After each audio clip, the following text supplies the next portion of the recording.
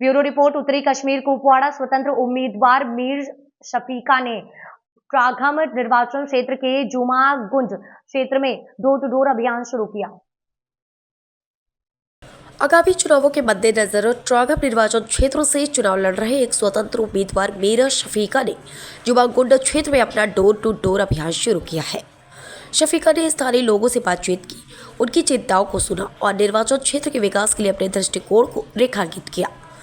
अभियान को निवासियों ने गर्मजोशी भरी प्रतिक्रिया मिली, जिसमें शफीका ने बुनियादी ढांचे, शिक्षा और स्वास्थ्य देखभाल जैसे प्रमुख मुद्दों को संबोधित करने की अपनी प्रतिबद्धता पर जोर दिया।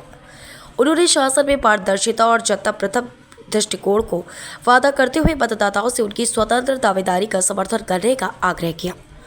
मीर शफीका के जमीनी स्तर के प्रयास समुदाय के साथ सीधे जोड़ने के उनके दृढ़ संकल्प को उजागर करते हैं, जिससे यह सुनिश्चित होता है कि राजनीतिक क्षेत्र में उनकी आवाज़ सुनी जाए।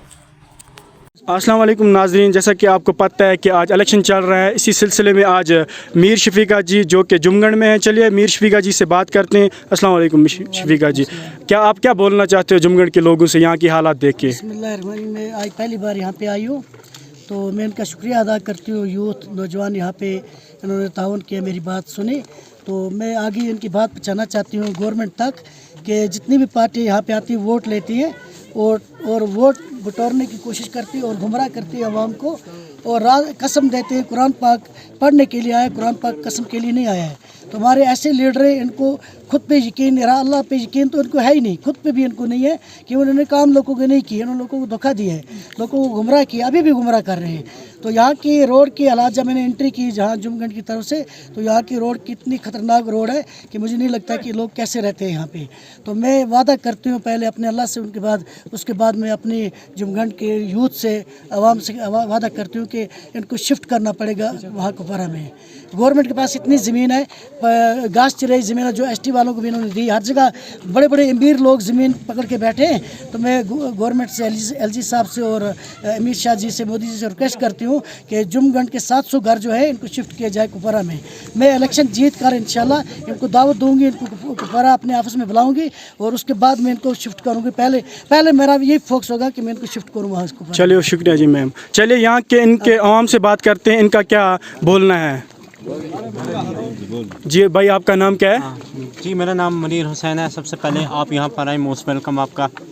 और इंशाल्लाह हमारी आवाम हमेशा मेहमानों की कदर करती है, ये हमेशा पहाड़ी और गुजर लोगों की एक ख़ास पहचान है। जहाँ तक मैं अपनी बात करूँ, मैं एक सोशल इन्फ्लुएंसर हूँ और एक यहाँ का एक यूथ क्लब का एक मेंबर हूँ। जहाँ तक यहाँ के मसाइल की बात करें, जिस तरह से आपने खुद यहाँ पूरे इलाके का विज़िट किया, यहाँ बहुत सारी प्रॉब्लम्स हैं। सबसे पहले हम हेल्थ की बात करते हैं। देखो जी, जहाँ तक जहाँ एक तरफ हमारे ऑनरेबल प्राइम मिनिस्टर साहब हमेशा ये कहते हैं कि डिजिटल इंडिया, स्वच्छ भारत, पता नहीं क्या क्या भारत, कोई भारत उसका यहाँ पे सक्सेसफुल नहीं है।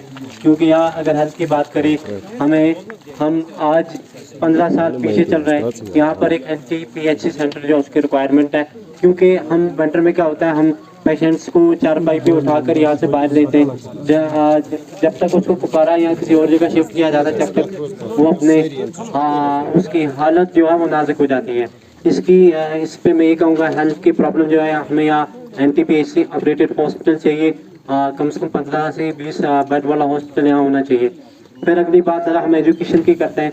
देखो जी, यहाँ की एजुकेशन की सूरत हाल भी बिल्कुल खस्ता हालत है, क्योंकि हम ग्राउंड लेवल पे देखें तो मुझे नहीं लगता कोई खास डेवलपमेंट हुई है। मैं एक स्टूडेंट हूँ।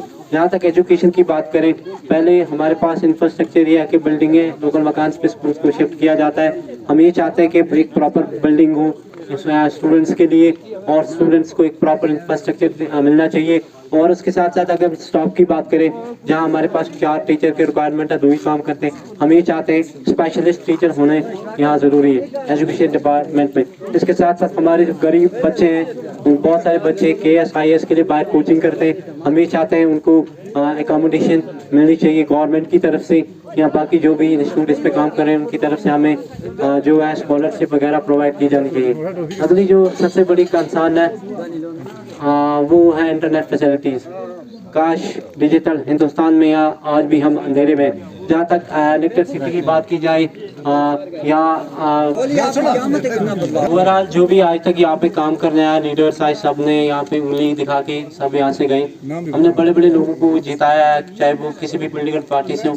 जहाँ तक बात की जाए डेवलपमेंट की, हम जीरो पे हैं, हम ये चाहते हैं हमारी डेवलपमेंट हो। और जिस तरह से मैम यहाँ पे आई, मोस्ट वेलकम इन्होंने यहाँ पे देखी हालत। हमें उम्मीद है इन फ्यूचर ये जो हमारी मैम है वो काम करेगी, ओवरऑल डेवलपमेंट पे काम होगी। अब हम डेवलपमेंट की तरफ से के सेक्टर में आगे बढ़ेंगे और इंशाल्लाह मैडम जो है वो सक्सेसफुल होकर रहेंगे। अब आपने क्या सोचा है, आप किसको अपना कीमती वोट दोगे? जी राइट कैंडिडेट यहाँ पर हमारे सामने मैडम है, इंशाल्लाह we will vote for him. चलो शुक्रिया।